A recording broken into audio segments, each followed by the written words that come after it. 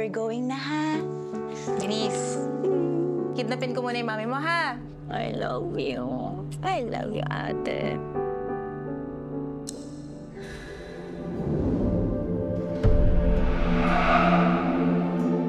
Tanong ko lang po kung relative po ba kayo ni Denise?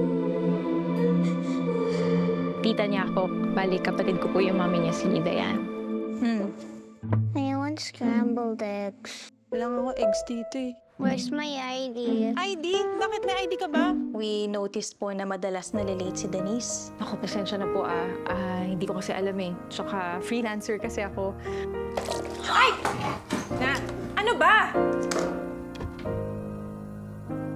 Belia Bruja? Yung nanay, yung belyang bruha na yon, pinagtabuyan ba naman ako? Gusto ko sanang sabihin sa'yo na ako ang lola ni Denise. O, hindi dapat. Sa inyo napunta si Denise, hindi sa akin. Ang labo naman ni Ate Dayan.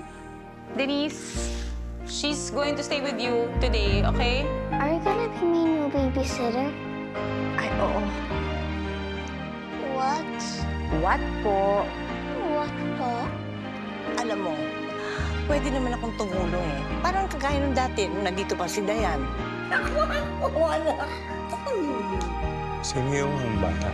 Tsaka ko na lang ipapaliwanag sa iyo tungkol sa mga bagay na ganyan, ha? May sarili lang pamilya si Carl. Eh, kunwari sana, huwag na natin siyang gambalain.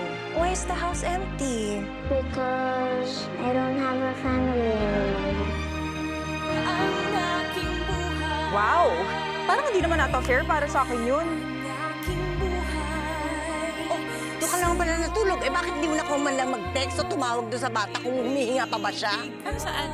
Joey, hindi ganyan ang pagiging magulang. Alam mo ba yon? Uunahin mo muna yung bata bago sarili mo.